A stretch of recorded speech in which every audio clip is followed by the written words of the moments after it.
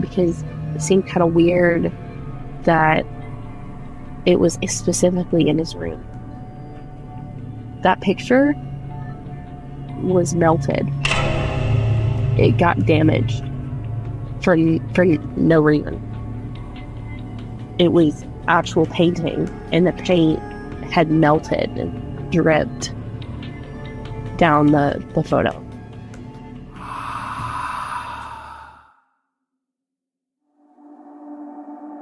Whatever was in there did not want us there.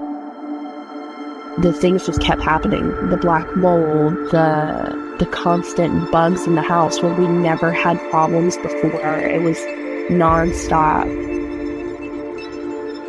After I saw that guy in the hallway and I took the picture and I showed my husband, we were like, we have to leave. We can't. This is too much. We didn't know what else to do. We kept staging the place. We were doing salt on the windowsills, blessings over the house. My mom is very strong in her faith, and my mom even came in, put her hand on that door, and she was like, something's there. My mom's like, yeah, no. You gotta go.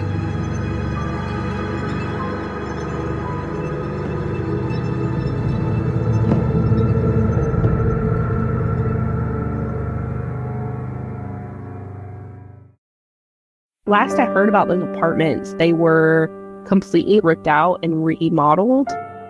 Foundation and the building is still the same, but they tore out everything on the inside and redid everything. Part of me sometimes wonders, is something following me from my childhood home? Are they connected?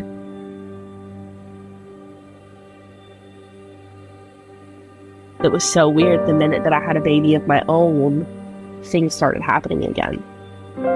We bought a house after that, moved into our own actual house. We haven't had any problems since then. Is it the same thing that from when I was a kid, or is it something different, or what is it? We're not really sure what that was, but as for my childhood home, I still wonder if something's still there, standing in that window. Whatever was in that window was massive. It was very tall and very, very intimidating. See you soon.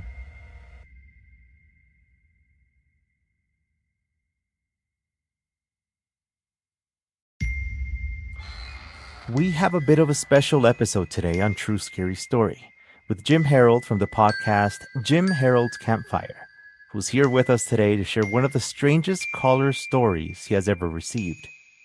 But along with that, we also have a short story that's familiar to me, because my family is used to the buses along the US and Mexico border, where this story takes place. My name is Edwin, and today we'll hear Jim Harold's and Daniel's True Scary Stories.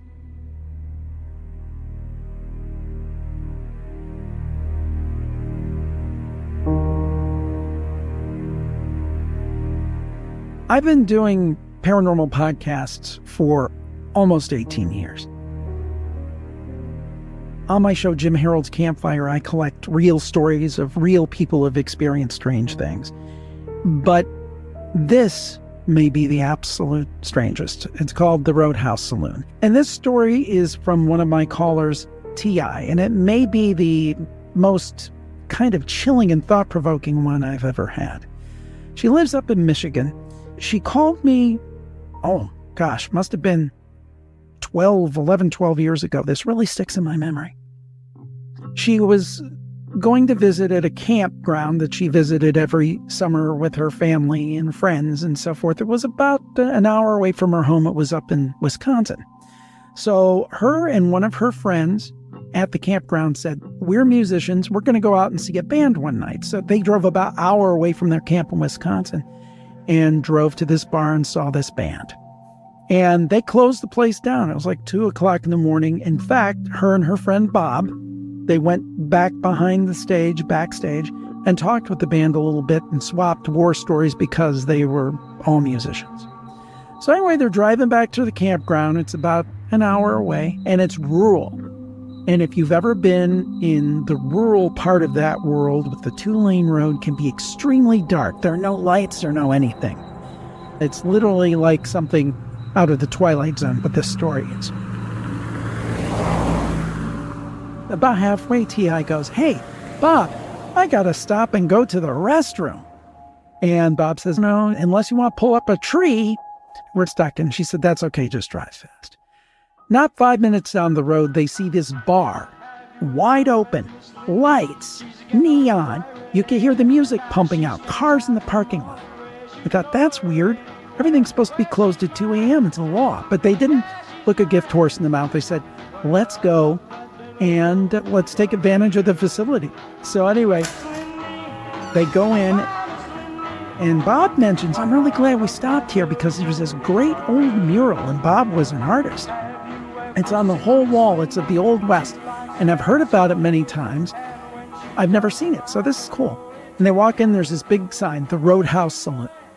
So anyway, they walk through these doors, and they come in, and everybody's blankly smiling, just like an odd bunch of people, but they thought nothing of it. Bob goes to the bar, gets a couple of soft drinks. T.I. goes to the restroom. She comes back, and they sit down, they're talking, and they're looking at this painting, and sure enough, it's like a full painting of the Old West, of a bar room. They kept looking, and they noticed something weird. They noticed, okay, the guy standing in the corner on the painting, he's over here in real life in the bar. And there's a woman over here at the bar, and she's what they used to call a dance hall girl in the painting. The people in the painting were actually represented in the bar. I thought that was weird. And they talked about it a little bit, and they said, I know.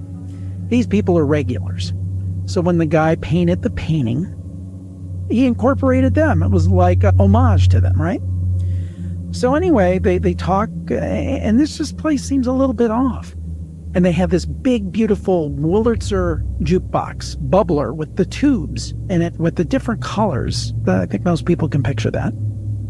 And some guy's playing, and he puts on Chubby Checker's Let's Twist Again, a golden oldie. So anyway, this guy walks over to T.I., and he smiles. He has a mouthful of rotten teeth. And he says, "Wanna dance?"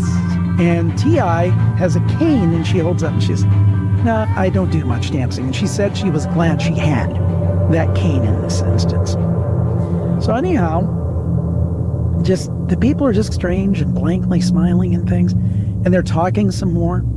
And they look at the painting on the wall, and they notice something they didn't notice before. You know how in the old Western movies they would have the double doors that swing back and forth, right? Like where the villain would come in and come through the doors and say, I want to have a showdown, that kind of thing. That had the doors there, the wooden doors. But they noticed something they didn't notice before. They're like two misty columns in the doors. And one is shorter and one is taller. And they keep telling us, weird, we didn't notice that. And they talk some more and they look back, and it's a little more developed, almost like a old school Polaroid picture would develop. And one looked like a woman and one looked like a man. That feeling he just got. My aunt was just like, yeah, I have been going through some stuff for a while now. I tried to tell my husband, he's not listening to me. She was alone. Nobody was there with her. The old man was like, is it okay if I can go do what I was gonna do and come back and help you see what you're dealing? She's like, yes, please. I really feel like I'm going crazy. I keep telling people about these things and nobody's listening to me. And he's like, okay, I'll be right back.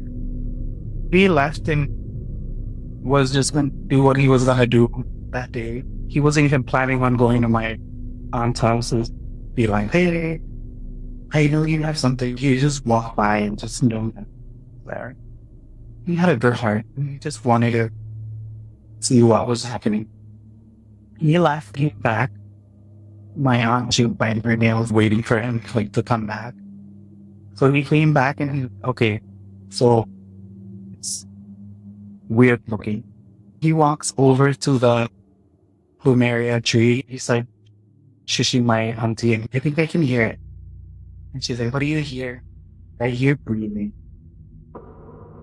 He starts going around the tree, and body of the tree, there's like a black hole. He was like, this is where the thing is. This is where the demon is. It's been sleeping in this tree, coming out at night to feed off your fear. He's like,